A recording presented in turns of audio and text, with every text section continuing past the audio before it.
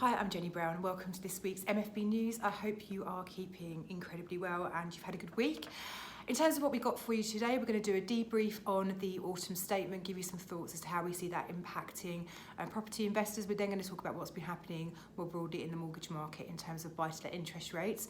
And then we're going to wrap up with going through some findings from the latest Mortgage Works tenant demand report. I always find these reports incredibly interesting.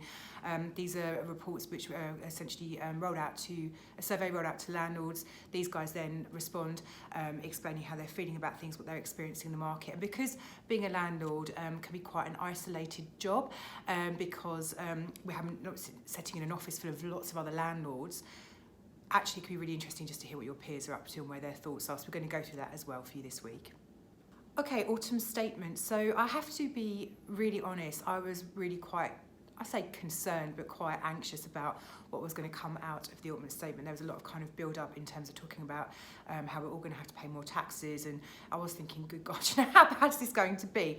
So actually, personally, I came away from it feeling actually quite pleased. It felt very balanced, and I felt very confident in the things that they were saying. So I'm actually feeling a lot more optimistic personally about the future now. So in terms of the changes, so the income tax threshold for those people who are eligible to pay the higher rate of tax has reduced, but beyond that, there are no actual changes to income tax rates or thresholds. The fact there's no change to the thresholds, i.e. Pushing the point at which you go into a higher level, increasing, means that actually, essentially, we are going to all have tax increases over the next few years, but it's not a kind of immediate change in tax. It was kind of almost by stealth. In terms of the other changes that came in, so capital gains tax, so your capital gains tax allowance is going to be reducing. So for those landlords who sell a property, if you've made money from when you bought it to when you sell it, you will be potentially liable for capital gains tax. The amount that you can have, which is tax-free, is going to be reducing over the next couple of years. So that's just worth keeping in mind. Another one which came out, which will apply to those landlords who have properties in limited companies. So often the way landlords will bring profits out of their limited company is via payment of dividends. And so at the moment we're allowed to have £2,000 a year worth of dividend payments, which are tax-free. Anything above £2,000 you pay tax on. The £2,000 tax-free allowance is reducing to £1,000 and then £500. The actual rate of tax that we pay on our dividends is not changing. It's just the tax-free amount that's reducing. The stamp duty land tax changes that were announced in the mini budget are here to stay, at least for now. They're going to be reviewed in a couple of years' time, but that's really good news. That's going to continue to support the housing market over the coming couple of years, which are looking increasingly like they're going to be quite sticky. And the other thing that got mentioned was investment zones. So essentially what they're saying is the investment zones, which Liz Truss originally talked about, the focus is going to be on really, moving these investment zones to be areas where there are universities and kind of essentially run-down areas to really kind of drive up those areas. And I think this is an incredible idea.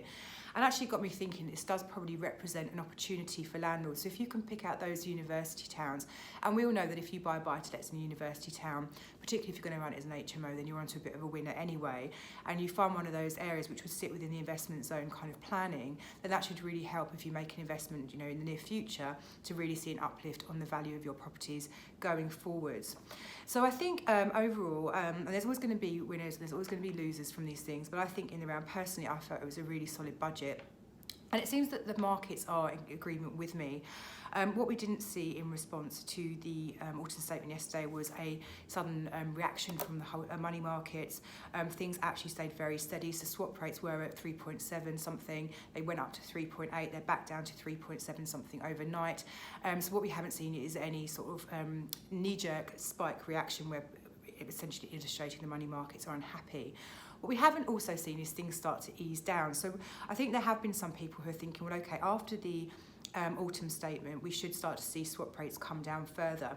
And I do think that is going to happen actually, but what you're not going to see is a massive drop very, very quickly, because actually the swap rates have been reducing, and we've talked about this in previous weeks. The swap rates have been reducing gradually over the last couple of weeks anyway.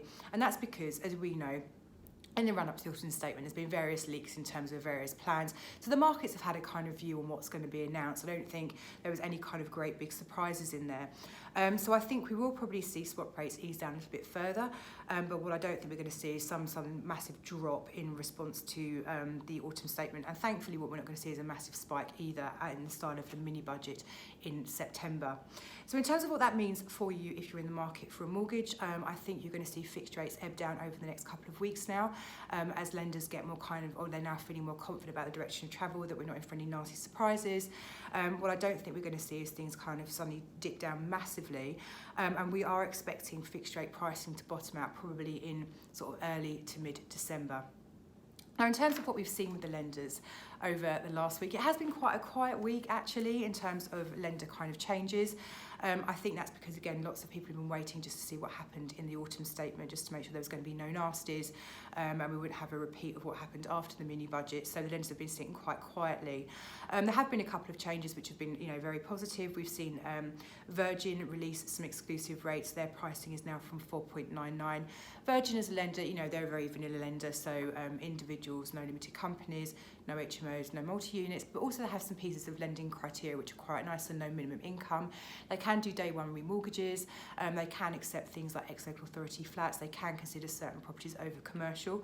They will lend to those landlords with 10 or less buy-to-let properties as well, but great to see their pricing come down. We've seen a couple of lenders reduce their product transfer rates. So product transfers are where your rate with your existing lender has ended, and they offer you a new rate to stay with them. Now, the reason we love product transfers so much at Mortgages for Business is because essentially there's normally, in 99% of cases, there's no underwriting, no valuation, no legal work. So literally, we can log into your loan account online, type in some details, the lender will spit out, here are the rates that your borrower is eligible for, and then we can literally just pick one and it's transferred straight through. It's very, very seamless, it's very painless. And so actually product transfers are quite wonderful. So it's really great that in the last week we've seen the Skipton and Paragon lower their product transfer rates. We've also seen further rate reductions from platform home loans, and we've also seen reductions from the Principality as well. And Coventry have brought out an incentive, which is essentially them saying they're going to be rewarding clients for making green improvements to property via a cashback kind of offering.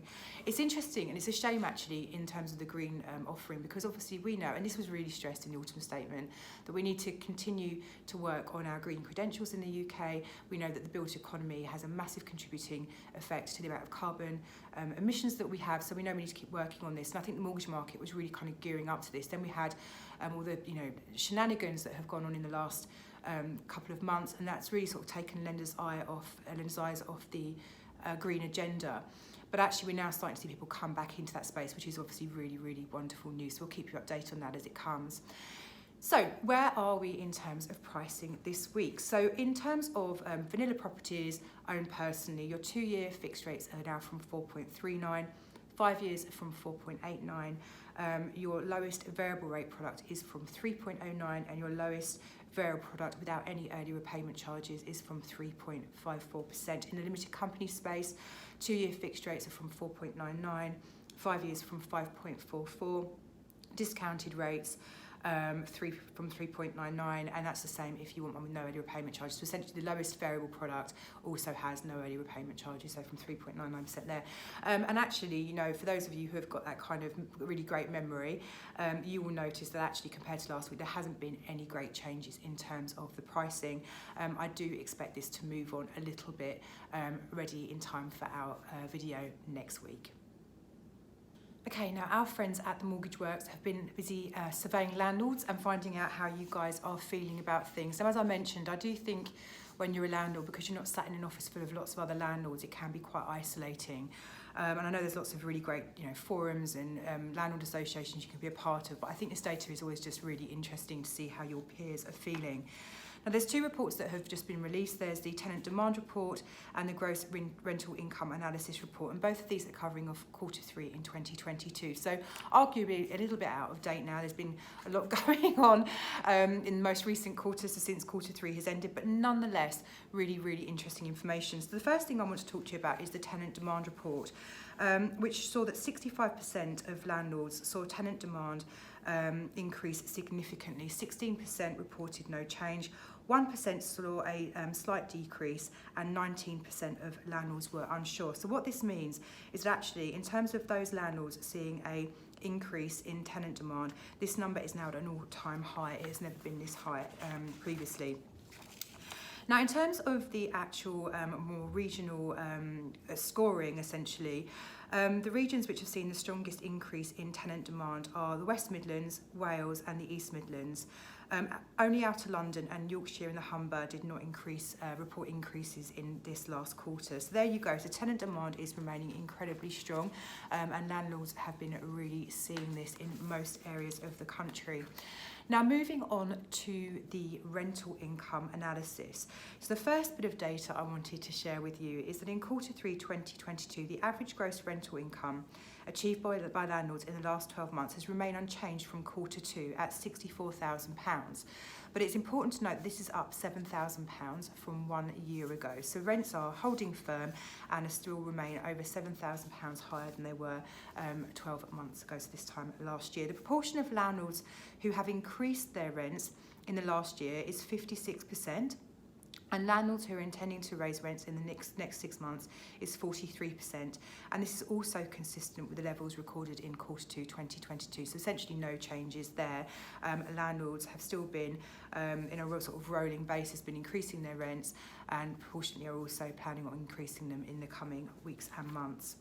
Now, in terms of yields, so Central London has retained its position as the highest grossing region this quarter, with an average gross rental income of £94,000, which is substantially higher than all other regions. Now, the other regions achieving an above average gross rental income are Outer London, the East of England, Yorkshire and the Humber, West Midlands, East Midlands and the South West. And all these regions report generating an average gross rental income in excess of £70,000. Now, I should say we're not talking about yield here, we're just talking about gross rents, which is a very different thing.